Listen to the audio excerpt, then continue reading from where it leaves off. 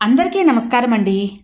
సత్యమేవ జయతే అని మనం చిన్నప్పుడు పాఠాల్లో వినే ఉంటాం. మన మాస్టర్లు కూడా నేర్పించే ఉంటారు. నిజంగా ఇది చాలా గొప్పదేనండి. దీనికి సంబంధించి ఒక మంచి కథ మీతో షేర్ చేయబోతున్నాను. Welcome back to our channel positive webs in Telugu. Ramapuram అనే ఒక చిన్న గ్రామంలో నారాయణ, లక్ష్మి అనే ఇద్దరు దంపతులు ఉండేవాళ్ళు. 10 మందికి సాయం చేస్తూ గ్రామంలో మంచి పేరే తెచ్చుకున్నారండి. వారికి రాము అనే కొడుకు కూడా ఉన్నాడు. కొడుకుని గారాబంగా చేయడం కాకుండా రాముకి మంచి నీతి కథలను, వీరుల కథలను చెబుతూ ఉండేది అతని తల్లి. ఎప్పుడూ కూడా అబద్ధం చెప్పేదే కాదు. అమ్మ మాటలు కమ్మగా అతని హృదయంలో నిలిచిపోయావి. అమ్మ మాట అంటే భేదంగా మారిపోయింది. రాము ఆ గ్రామంలోనే 3వ తరగతి వరకు బుద్ధిగా చదువుకున్నాడు. తర్వాత తరగతి అక్కడ లేకపోవడంతో పక్క ఉన్న గ్రామంలో బడికి రాము తన తల్లిదండ్రులు పంపించేవారు. అక్కడ చేర్పించిన తర్వాత కొంతమంది తన ఈడు పిల్లలతో కలిసి పక్క గ్రామానికి వెళ్ళి చదువుకునేవాడు రాము. అయితే దారిలో ఒక పెద్ద అరణ్యం ఉండేది. ఆ అడవి మధ్యలో నుంచి వెళ్ళాలి. అందులో కొందరు దొంగలు కూడా ఉండేవాళ్ళు. అందువలన గ్రామస్తులు గుంపుగా వెళ్ళి గుంపుగా వచ్చేవారు. ఒకరోజు రాము పిల్లలు గ్రామస్తులు తోడురాగా పక్క గ్రామానికి వెళ్తూ ఉండగా గ్రామస్తుల వద్ద కొంత డబ్బు ఉంది.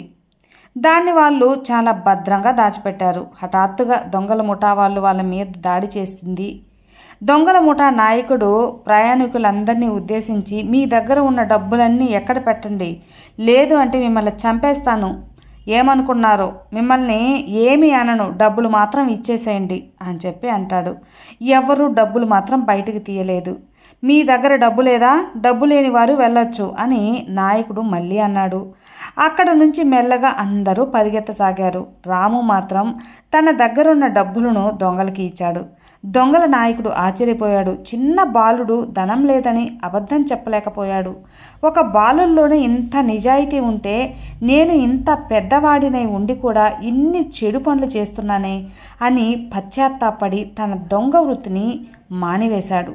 తన దొంగ వృత్తికే స్వస్తి చెప్పేశాడు. ఆనాటి నుంచి ఆ దారిలో దొంగల భయం అనేదే లేకుండా పోయింది. ఇది ఒక చిన్న పిల్లవాడు సత్యాన్ని నమ్ముకున్నందువల్ల ఒక గజ దొంగలోనే మార్పు వచ్చిందంటే ఎంత ఆశ్చర్యకరమైన విషయం అండి. కాబట్టి ఎప్పుడు కూడా మనం సందర్భాన్ని బట్టి, సమయానుసారాన్ని బట్టి ఒక్కొక్కసారి అబద్ధం చెబుతూ ఉంటాం. కానీ సత్యం అనేది చెప్పినప్పుడు అది ఇప్పుడు కాకపోయినా తర్వాత అయినా ఖచ్చితంగా మనకు ఉపయోగపడుతూ ఉంటుంది. ఇతరుల మనసు నొప్పించకూడదనో లేదా ఇతరులు బాధపడతారని కొంతమంది అబద్ధాలు చెబుతూ ఉంటారు.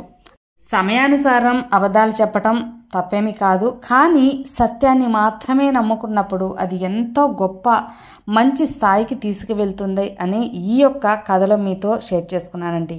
అంతే కదా, ఆ చిన్న బాలుడు అబద్ధం అనేది చెప్పకుండా ఆ దొంగలు గజ దొంగలో మార్పు తెచ్చాడు. అంతేకాకుండా ఆ ఊరికి ఇంకా దొంగల బారి లేదు. కాబట్టి అబద్ధానికి ఉన్న విలువ కంటే నిజాయితీకి ఉన్న విలువ చాలా గొప్పది అని ఈ వీడియోలో మీతో షేర్ చేసుకున్నాను కదా. ఈ వీడియో కూడా మీకందరికీ చాలా బాగా నచ్చి ఉంటుంది అనుకుంటున్నాను.